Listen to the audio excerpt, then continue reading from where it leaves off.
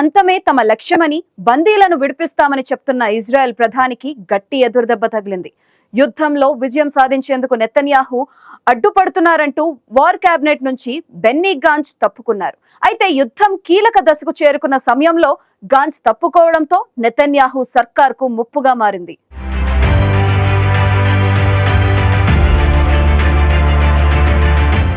Hamas తో భీకరంగా యుద్ధం జరుగుతున్న సమయంలో ఇజ్రాయెల్ కు భారీ షాక్ తగిలింది. ఆ దేశ యుద్ధ కేబినెట్ మంత్రి బెన్నీ గాంట్స్ తన పదవికి రాజీనామా చేశారు.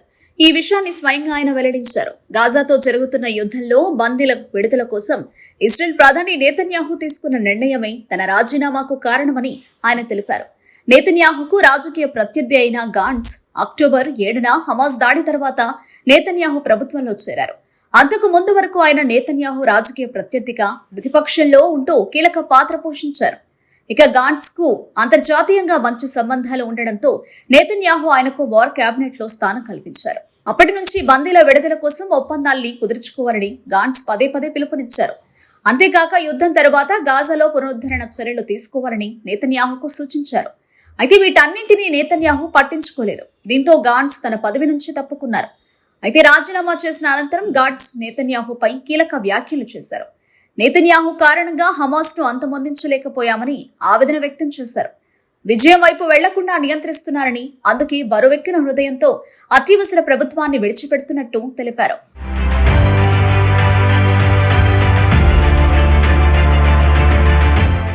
గాంట్స్ రాజీనామా చేసిన వెంటనే ప్రధాని నెతన్యాహు స్పందించారు. తన నిర్ణయాన్ని ఉపసంహరించుకోవాలని సూచించారు. యుద్ధం నుంచి విరమించుకునే సమయం కాదని, పోరాటంలో భాగం కావాలని తెలిపారు.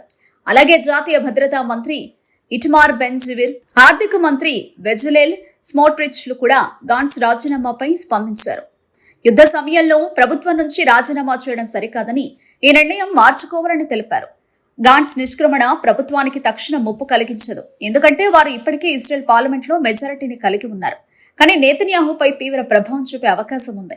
అయితే గాంట్స్ బందీల కుటుంబ సభ్యులతో కలిసి ప్రభుత్వంపై ఒత్తిడి తీసుకొచ్చే అవకాశం ఉంది. ఇప్పటికే అమెరికా అధ్యక్షుడు చేసిన కీలక ప్రతిపాదనలకు అంగీకారం తెలపాలంటూ నెతన్యాహు ప్రభుత్వాన్ని బందీల కుటుంబ సభ్యులు డిమాండ్ చేస్తున్నారు. 3 దశల్లో ఉన్న ప్రతిపాదనను ఇప్పటికే బైడెన్ హమాస్ కు వివరించగా అటువైపు నుంచి సానుకూలంగా స్పందన లభించింది. అయితే దీనికి ఇజ్రాయెల్ మాత్రం ఇప్పటిదాకా అంగీకారం తెలపకపోగా దాడులను కొనసాగిస్తోంది. గాజాకు 4 బందీల కోసం ఐడిఎఫ్ చేసిన ఆపరేషన్లు 274 మందికి పైగా సామాన్య పౌరులు ప్రాణాలు కోల్పారు. ఈ నేపథ్యంలో అంతర్జాతీయంగా ఇజ్రాయెల్ పై వ్యతిరేకత వ్యక్తమవుతోంది. ఇదే సమయంలో ఇజ్రాయెల్ పై సొంత దేశంలోనూ ఒత్తిడి తీసుకొచ్చేలా గాంట్స్ చర్యలు తీసుకోవచ్చని నెతన్యాహు ప్రభుత్వం భావిస్తోంది. అయినా తమకు బందీల విడుదలే ముఖ్యమని, హమాస్ అంతమే తమ యుద్ధ లక్ష్యమని ఇజ్రాయెల్ తేల్చి చెప్పింది.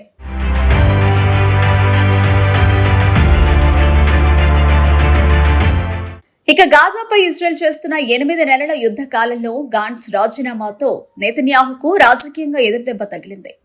దీంతో నెతన్యాహు రైట్ వింగ్ పార్టీలపై ఎక్కువ ఆధారపడాల్సి వస్తుందని రాజకీయ ప్రముఖులు పేర్కొంటున్నారు. గాంట్స్ కు చెందిన ఇజ్రాయెల్ రెసిలెన్స్ పార్టీలోని మరో నేత గాడి ఐసెన్కోట్ వార్ కేబినెట్ నుంచి వైదొలిగారు. దీంతో కీలకమైన వార్ కేబినెట్ లో 3 సభ్యులు మాత్రమే మిగిలారు. వార్ కేబినెట్ హమాస్ పై చేస్తున్న యుద్ధంలో ఇజ్రాయెల్ సైన్యానికి ఆదేశాలు ఇవ్వడంలో కీలకమైన నిర్ణయాలు తీసుకుంటోంది.